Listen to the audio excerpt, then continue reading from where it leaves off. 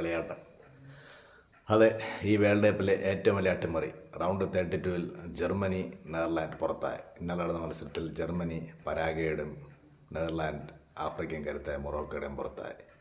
അതെ, ലോക ഫുട്ബോളിലെ രണ്ട് വമ്പന്മാരായിരുന്നു ജർമ്മനിയും നെതർലാൻഡും. 4 വർഷം വേൾഡ് ചാമ്പ്യന്മാർ ജർമ്മനിയും ഈ വേൾഡ് കപ്പ് ഏറ്റവും കൂടുതൽ സാധ്യതയുള്ള ടീമായിരുന്ന നെതർലാൻഡുമാണ് ഇന്നലെ റൗണ്ട് 32 പുറത്തായത്. നിർണായക നിമിഷങ്ങളിലെ വലിയ പിഴവാണ് ഈ രണ്ട് ടീമിൻ്റെ പതനത്തിന് മെയിൻ കാരണം. വമ്പൻ ചരിത്രമോ ഒന്നും പറഞ്ഞിട്ട് കാര്യമില്ല.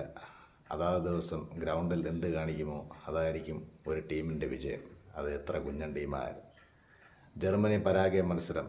അതെ, ജർമ്മനി പരാഗ്വേ മത്സരത്തിൽ ആദ്യ 90 മിനിറ്റിൽ ബോൾ പൊസിഷനിലും അറ്റാക്കിങ്ങിലും പ്രതിരോധമായാലും എല്ലാത്തിലും ജർമ്മനി ആയിരുന്നു ടോപ്പ്. പക്ഷേ പരാഗ്വേയുടെ പ്രതിരോധത്തിൽ മുന്നിൽ ഒരു ഗോളെടുക്കാൻ ജർമ്മനിക്ക് ആയില്ല. അങ്ങനെ 1-1 ആയിരുന്നു ആദ്യ 90 മിനിറ്റിൽ. പിന്നെ ഷൂട്ടൗട്ടിൽ 4-3 പരാഗ്വേ ജയിച്ചു. അങ്ങനെ ജർമ്മനി പുറത്തായി. അതുപോലെ ഹോളണ്ട് ആദ്യ മത്സരത്തിൽ ജപ്പാനോട് സമനില പിടിച്ചു. അതെ, അത് ബെസ്റ്റ് മത്സരമായിരുന്നു വേൾഡ് കപ്പ് കണ്ടതിൽ. രണ്ടാം മത്സരത്തിൽ 5-1 സ്വീഡനെ തോൽപ്പിച്ച് മൂന്നാം മത്സരം ടുണീഷ്യയോട് 2-1 ജയിച്ചു. അങ്ങനെ ക്വാർട്ടറിൽ മൊറോക്കോയുടെ ആദ്യത്തെ 90 മിനിറ്റും 1-0 മുന്നിട്ട് നിന്ന ഹോളണ്ട് എക്സ്ട്രാ ടൈമിൽ ഒരു ഗോളടിച്ച് മൊറോക്കോ 1-1 സമനില.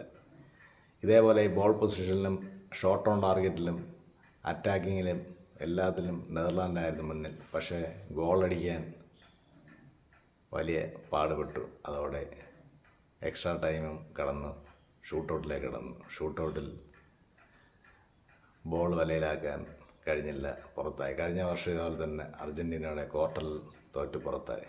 അതെ, ഈ വർഷം ഏറ്റവും കൂടുതൽ സാധ്യത കൽക്കപ്പെട്ടാണ് ഗൂഡി ഗാക്പോക്കിൻ്റെ ടീമായ ഹോളണ്ട്.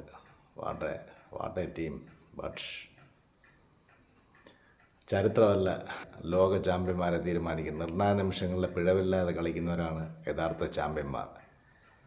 ഒരു നിമിഷം പതറിക്കഴിഞ്ഞാൽ കളി കൈവിട്ടു പോകും. അത് എത്ര ചെറിയ ടീമിനോടായാലും. അത് ജർമ്മനിക്കും ഹോളണ്ടിനും ഒരു പാഠമാണ്. ഇനിയുള്ള മത്സരത്തിൽ ബാക്കിയുള്ള വലിയ രാജ്യങ്ങൾക്കും ഇതൊരു പാഠമായിരിക്കട്ടെ. കളിയാട്ടം വീണ്ടും കാണാം അടുത്ത മത്സരത്തിന് ശേഷം. അതെ,